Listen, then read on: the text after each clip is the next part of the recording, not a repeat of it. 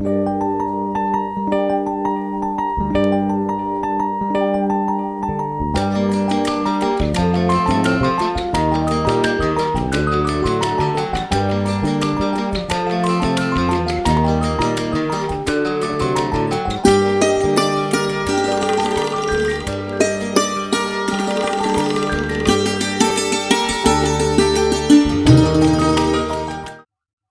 friends, in this session, we are going to discuss the facts and the issues related to the agribusiness. Managing the agribusiness effectively in India is so crucial that it may not only facilitate an agricultural revolution, but also lead to a balanced and sustainable development of the whole economy.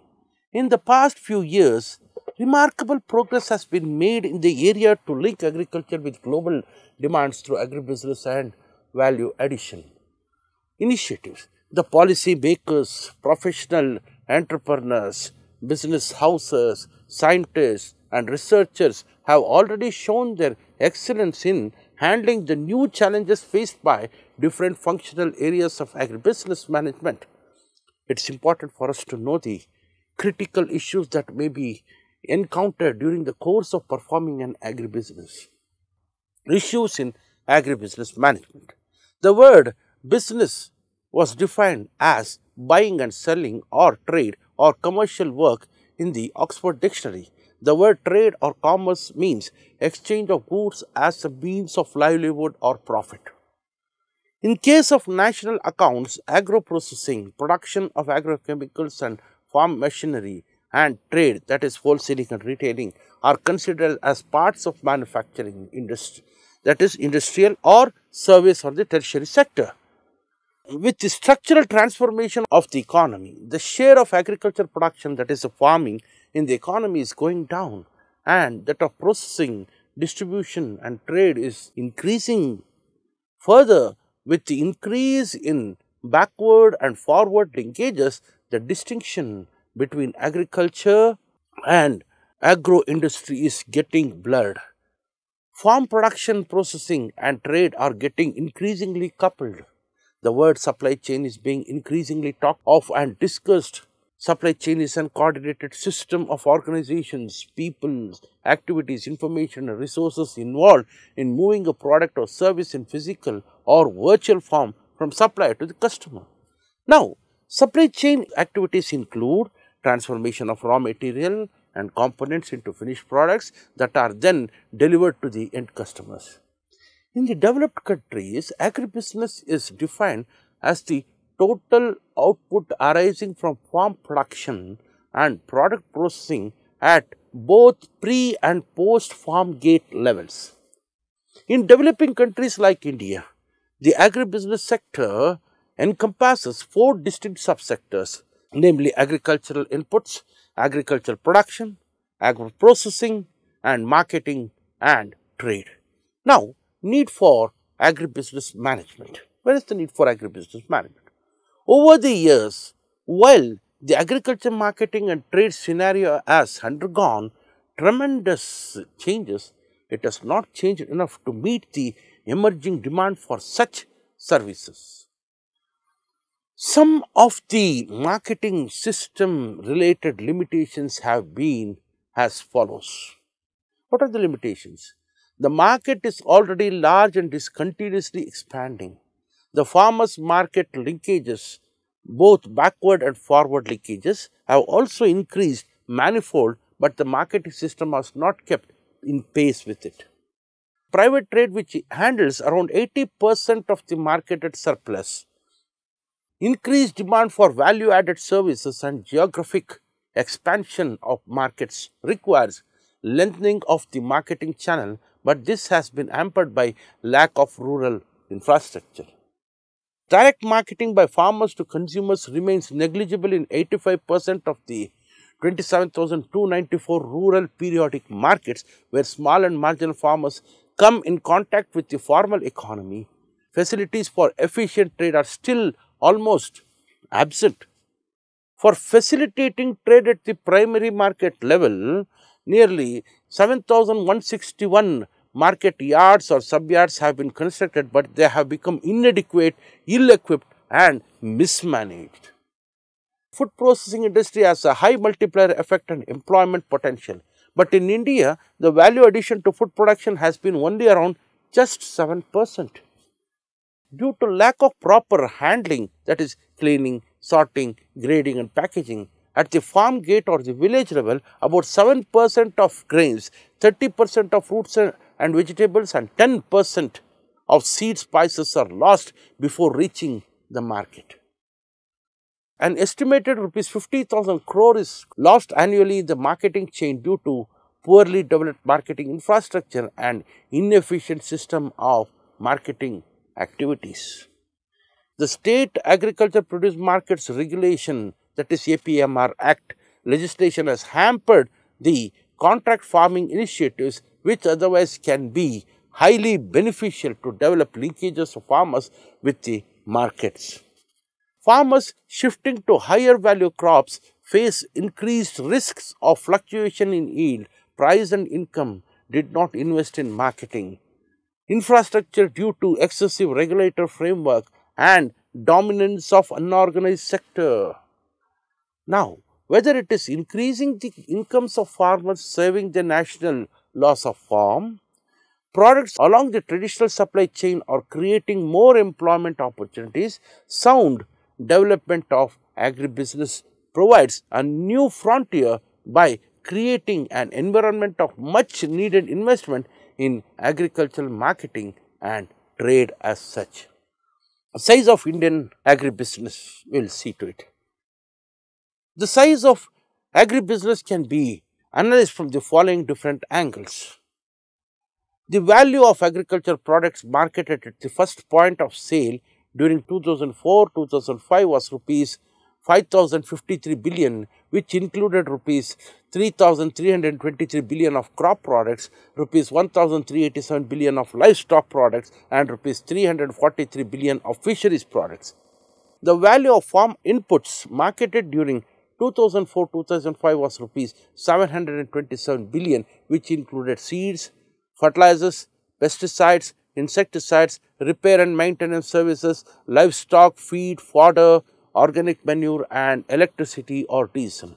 The value of agro-processed products during the year 2004-2005 was rupees 4,169 billion, in which rupees 2,960 billion was from registered manufacturing units and rupees 1,209 billion from unregistered manufacturing establishments.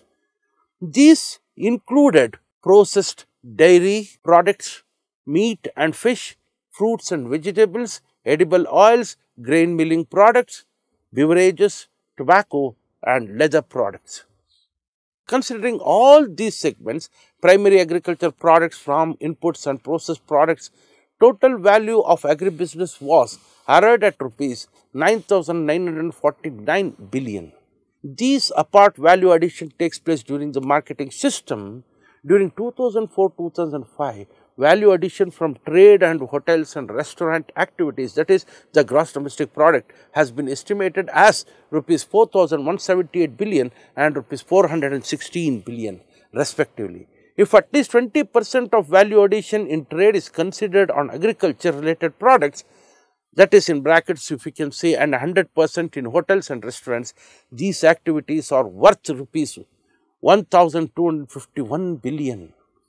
Agribusiness also includes trade and sales of imported agricultural products. Total value of imported agricultural or processed products in 2004-2005 was rupees 228 billion, which included rupees 111 billion worth of edible oils. Thus, the total Indian agribusiness is worth at least rupees 11.43 trillions of rupees 11,43,000 crores as such. The size of agribusiness, of Indian agribusiness, can also be looked at from the angles of the structure of agribusiness in India. The primary producing units are around 121 million operational holdings, of which 63%, that is 76 million, are of less than 1 hectare in operating on an average of 0.4 hectares of land. Assembling of farm products from such a large number of small production units is a huge task. There are around 5 million wholesale traders and 11.2 million retailers of agricultural and other commodities. Out of 11.2 million retail outlets, 3.7 million are estimated to be food retail outlets. Agro industries include both organized and unorganized sector units. There are 17.0 million units in the unorganized sector, of which 13.91 million are agro-based. Out of 13.91 million agro-industrial units in the unorganized sector. Now, 12.32 million are own account manufacturing establishments, where we can call it as OAME. 1.2 million are non-directory manufacturing establishments, where we can call them as NDME, and 0.39 million are directory manufacturing establishments, that is, we call it as DME as such. There are 5.11 million food processing units in the unorganized sector, of which 4.62 million are OAMEs, 0.36 million are NDMEs, and 0.13 million are DMEs. The units in the organized sector are few in number, but account for a bulk of the total gross value addition. There are 35,000 modern rice mills, 20,000 pulse mills, 5,198 fruit and vegetable processing units, and 400 fish processing units. There are 426 sugar mills and 3,619 grinding and pressing units. Most of the food processing units are in the unorganized sector, and Indian food market continues to be dominated by the fresh food segment. Now, according to one estimate, Indian food market comprises 10% processed segment, 15% semi-processed segment, and 75% as fresh food segment.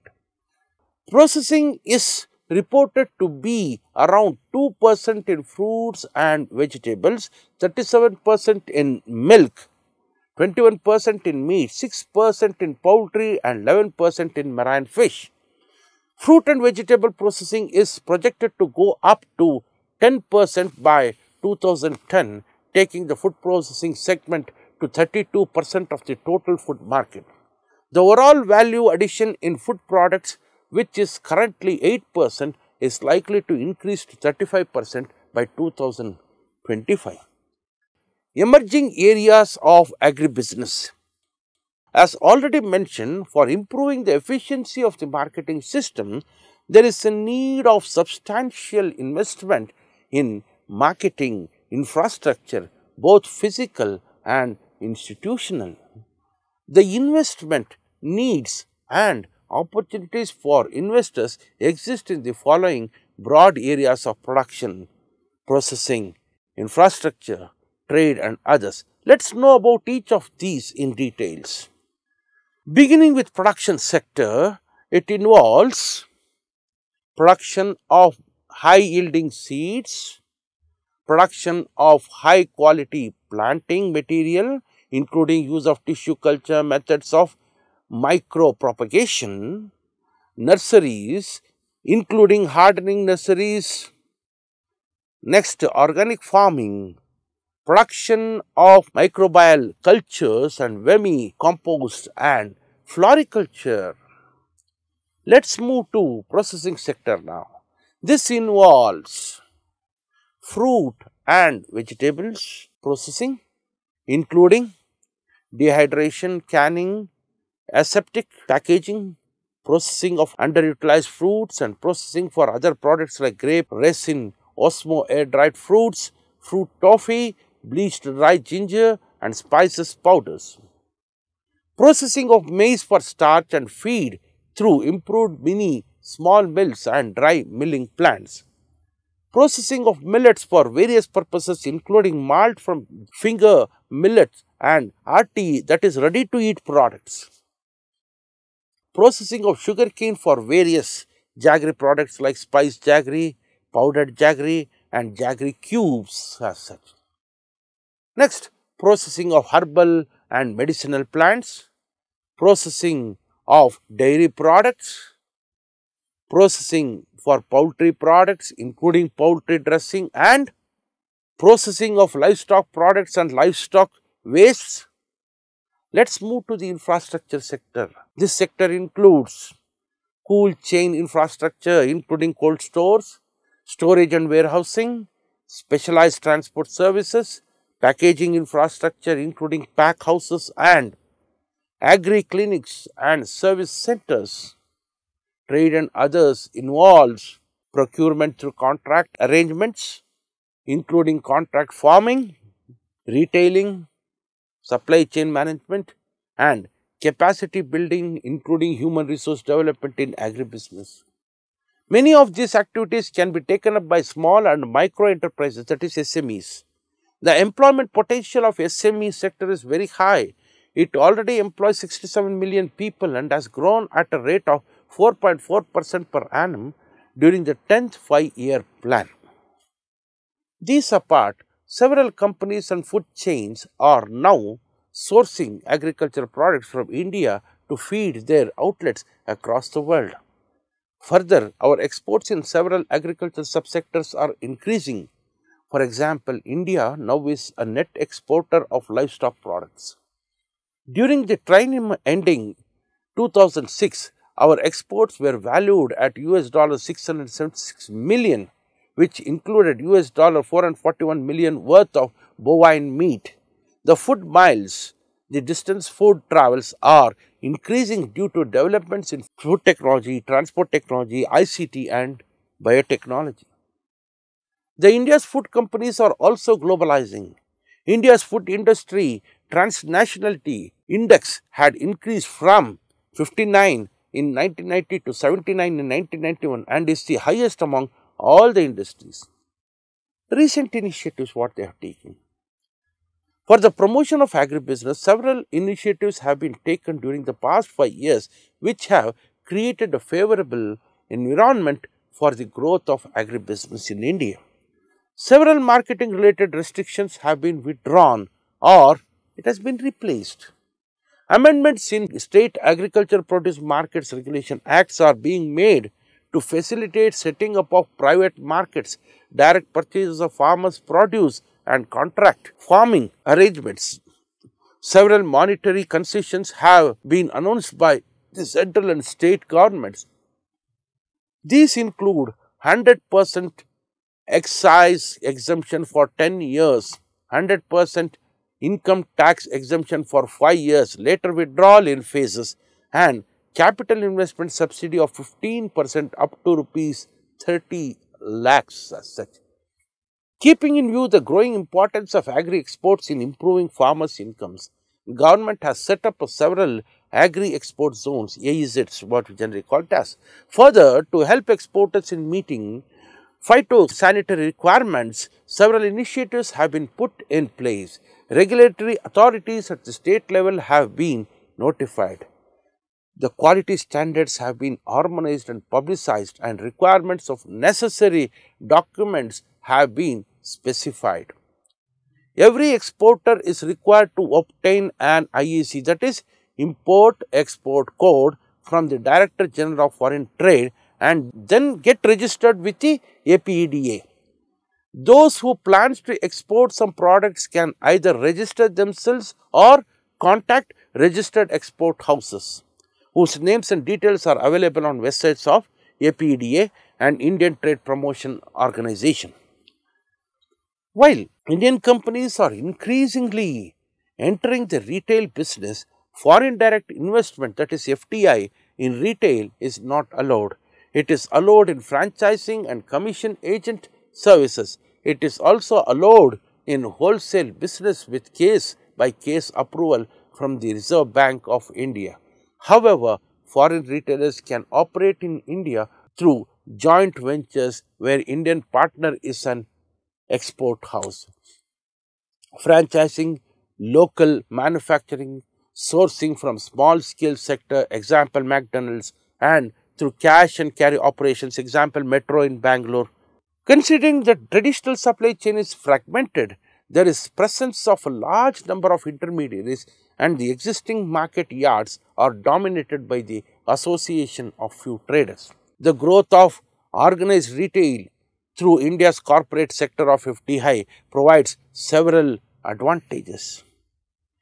It brings in new technical know-how in marketing and reduces inefficiency in the supply chain.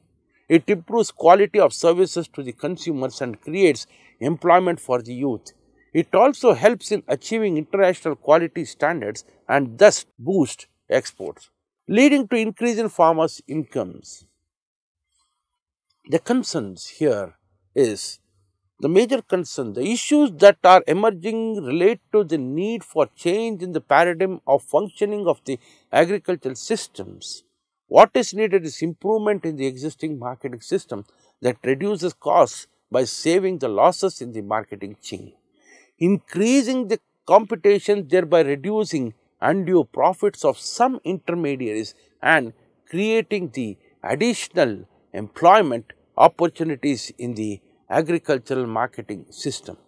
This would help farmers, consumers as well as unemployed youths. There is considerable potential of creating more lucrative and attractive jobs for the youth in agribusiness activities. Supermarkets and retail chains will need many times more young business graduates. It needs to be noted that already between 2000 and 2005, India created 1.1 million jobs per year. This is the highest among BRICS countries, that is Brazil, Russia, India and China countries as such. However, the changes in agri-food systems have significant implications for growth, poverty and food security. On the positive side, agribusiness is responding to the strong consumer demand for high value commodities, processed products and pre-prepared foods. There is in fact expansion of demand for farm products. It provides new opportunities to farmers for value addition, while agro-processing firms provide those crucial inputs and services and also cover a part of the risk. If properly used and understood, it should turn out to be bonanza for the farmers. Investment is flowing thick in agribusiness, and agribusiness and supermarket retail boom is a new mantra. Many companies have already invested billions either directly or through local partnerships. There is likelihood of agribusiness firms with all their managerial abilities finding new ways to use the demand opportunities. However, fears are being expressed that by virtue of their capital and scale operations, these firms may space out small traders, processors and retailers. In this context, two most important issues today relate to A. Expansion of organized retail segment and B. Entry of global players in the retail sector. Our focus here is on agricultural commodities including food products. Entry of global agribusiness firms. The other equally important issue relates to the entry of global agribusiness firms in the Indian market for trade, particularly the retail sector. No doubt, global firms bring with them technology, capital, and managerial skills, but there are several other aspects that need to be kept in view while allowing foreign direct investment in the retail sector. First, global firms by their very strategy maximize their profits by procuring or purchasing from globally cheapest markets, areas or countries and indulging in dumping, leading to pricing out of domestic producers and local small retailers. Second, global agricultural trade is highly asymmetric in the sense that there is a large number of producers, very few traders and a large number of consumers. It has been reported that top 10 companies' control on global trade is 84% in agrochemicals, 51% in seeds, 24% in food retail and more than 90% in food grains trade. That is CENTAT report or 2000 we can see that. Third, owing to the concentration of trading power among few companies, international decline in basic commodity prices has not resulted in cheaper food in importing countries as such. And fourthly, global firms indulge in lobbying to influence the national and international policies in their favor. It is in this context that the option of allowing entry of global firms and FDI in the retail sector needs to be carefully analyzed. China has restricted foreign holding only up to 49% in the retail sector. Philippines has imposed sourcing and reciprocity requirement on foreign retailers. India will also need to put in place adequate safeguards in this area. To sum up the whole session, that is the conclusion. In this session, we discussed about the need for a management system in agribusiness. We also measured the volume of agribusiness. Finally, we identified the issues and concerns relating to the agribusiness management. A shift from agriculture to agribusiness is being viewed as an essential pathway to revitalize Indian agriculture. While the share of pure agriculture in gross domestic product may decline, the share of agribusiness will not and is bound to go up with the demand for value addition continuously increasing. It is in this context that it has long been argued for redefining agriculture as the science and practice of activities relating to production, processing, marketing, distribution and trade of food, feed and fiber. Implicit in this definition are two ideas. One is that while planning and macro managing the agricultural sector, the focus should now shift from only production to production plus all other associated activities that constitute agribusiness as such. And second is the shift from production to innovation, which is the specific requirement of entrepreneurship. Essentially, entrepreneurs are innovators. Innovation has been the key to success of every entrepreneur, be it a farmer or trader. Entrepreneurs strive to compete with others through innovations. Through innovations, small farmers or small enterprises are able to counter the disadvantages. Having discussed about the facts and issues related to the agribusiness management, we are sure that more practical, logical and simple remedy can be formulated for curbing the issues that hinders the success of an agribusiness.